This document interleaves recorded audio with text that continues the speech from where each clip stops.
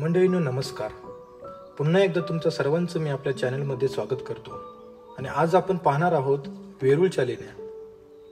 छत्रपती संभाजीनगर शहरापासून 30 किलोमीटर अंतरावर वेरूळ गावात ह्या जगप्रसिद्ध लेण्या आहेत. सह्याद्रीच्या सातमाळा पर्वत रांगेतील डोंगर कड्यात साधारणतः 5व्या ते 10व्या शतकाच्या कालखंडात कोरलेल्या एकूण 34 लेण्या या ठिकाणी आपल्याला आढळतात. यामध्ये 17 हिंदू, 12 बौद्ध तर 5 जैन लेण्या आहेत. इसवी सन 1951 साली भारत सरकारने या लेण्यांना राष्ट्रीय स्मारक म्हणून घोषित केले आणि त्यानंतर लगेच 1983 साली वेरूळच्या लेण्यांचा समावेश जागतिक वारसा स्थळांच्या यादीत केला गेला. वेरूळच्या लेणीमध्ये प्रवेश करताना 70 रुपये कार पार्किंग द्यावी लागते. त्यानंतर सिक्युरिटी तुम्हाला चेक करतात. तुमच्याकडे ड्रोन असेल तर उडवायला परवानगी नाही. त्यानंतर येतं तिकीट काउंटर. भारतीयांना प्रत्येकी 40 रुपये लहान मुलं सोडता आणि परदेशी व्यक्तीला 600 रुपये एवढी फी या ठिकाणी आकारली जाते. आतमध्ये प्रवेश करताच समोर मोठी लेणी दिसेल. ती आहे लेणी क्रमांक 16 म्हणजेच कैलास मंदिर. हा परिसर खूप नीटनेटका ठेवलेला पाहायला मिळतो.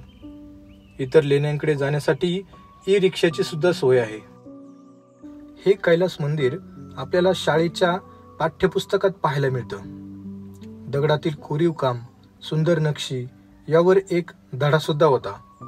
तीच ही 16 क्रमांकाची कैलास लेणी, भव्य आणि अद्भुत.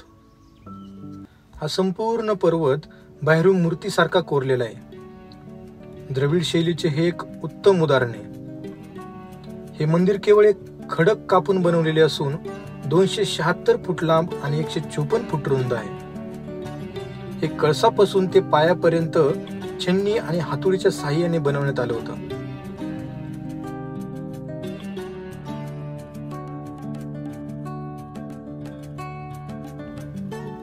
काम नसलेला भाग या ठिकाणी वेगळा केला गेला आणि नंतर त्याला तासून बाह्य आकार देण्यात आला. मंडळींनो, मंदिरामध्ये प्रवेश करताच कोरीव शिल्प पाहायला मिळतील. त्यामध्ये हत्ती, स्तंभ, देवी देवतांचे कोरीव शिल्प जास्त प्रमाणात पाहायला मिळते. आतमध्ये गारवा जाणवतो.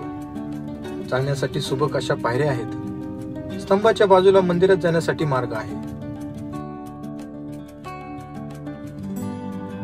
जमीन तळापासून वरपर्यंत सुमारे 90 फूट उंची आहे. मंदिराच्या चहूबाजूने सुबक असे कोरीव काम केलेले आपल्याला दिसून येते. या मंदिराच्या चहूबाजूने अशा पद्धतीच्या गुहा कोरलेल्या आहेत. आपण पूर्ण मंदिराला प्रदक्षिणा घालू शकतो अशा.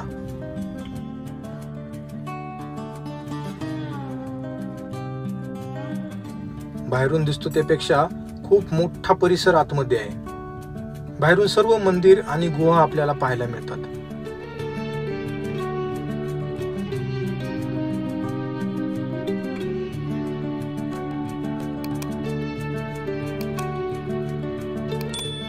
दोन्ही बाजूने चढण्या उतरण्यासाठी कोरीव पायरी मार्ग आहे.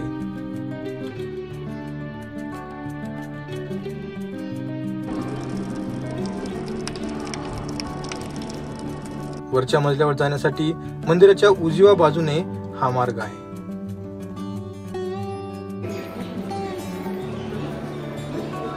कैलास मंदिरात प्रवेश करण्यासाठी दोन्ही बाजूंनी आपल्याला मार्ग दिसून येतो. चढाई करून मंदिरात प्रवेश करता येतो. हे मंदिर कळसापासून पाहण्यासाठी उजव्या बाजूने चढाव करून वर जावं लागतं. वाटेत छोट्या छोट्या गुहा देखील आपल्याला लागतील.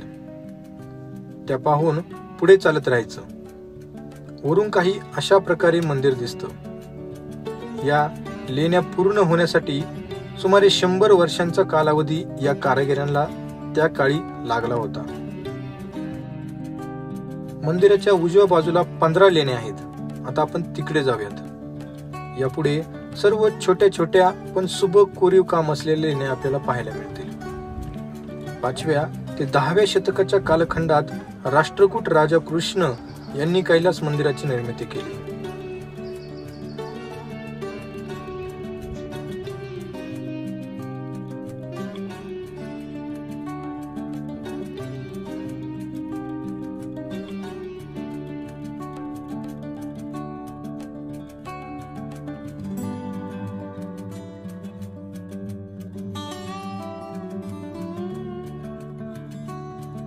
लेणी क्रमांक 13 व 14 छोट्या छोट्या लेण्या आहेत. 14 मध्ये काही खोल्या काढलेल्या दिसतात, तर 13 मध्ये पोकळ पण मोठ्या स्वरूपाची मोठा दरवाजा असलेली गुहा आपल्याला पाहायला मिळेल.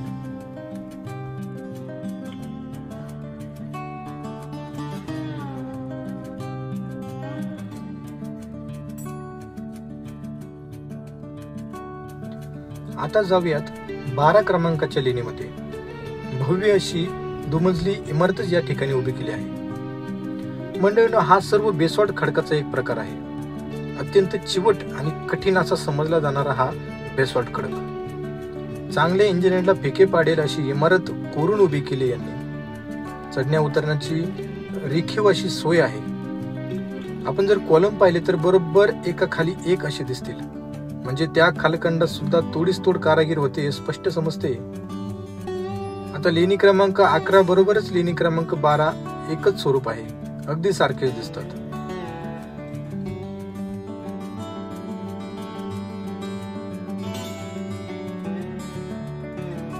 मंडळींनो, ही आहे लेणी क्रमांक 10. या गुहेतील मागच्या भिंतीवर राष्ट्रकूट राजा दंतीदुर्ग यांचा शिलालेख आहे.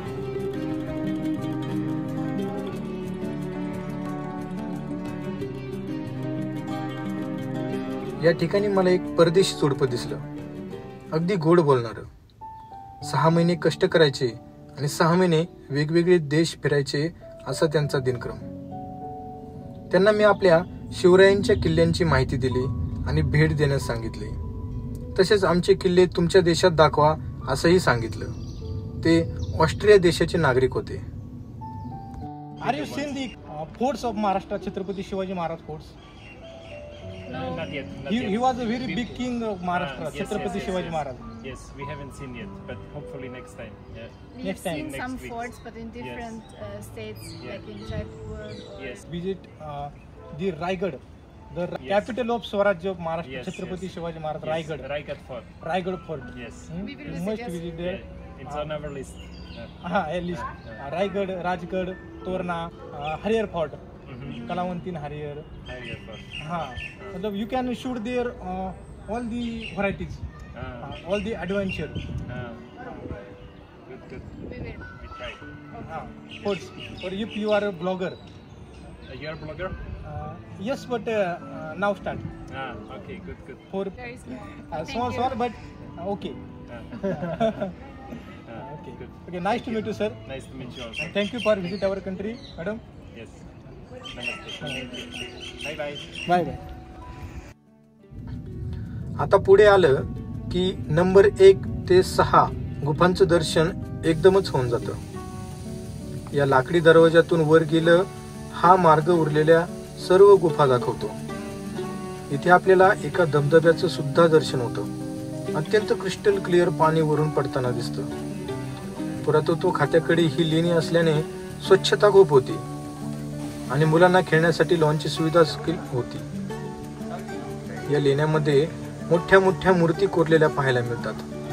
धबधबा सतत पाणी बरसत होता, त्यामुळे वातावरण अगदी मनासारखं झालं होतं.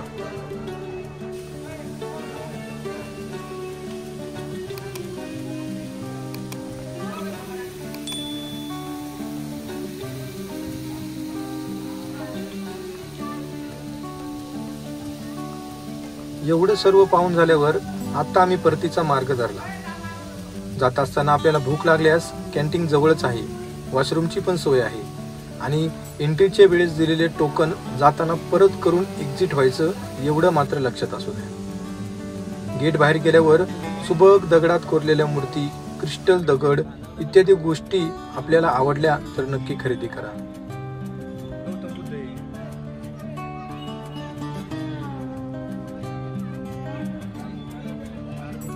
मित्रांनो, थोडक्यात माहिती कशी वाटली नक्की कमेंट करून सांगा. व्हिडिओ आवडली तर एक लाईक नक्की करा आणि चॅनल सबस्क्राईब करा. भेटूया पुढील एका व्हिडिओमध्ये. तोपर्यंत धन्यवाद.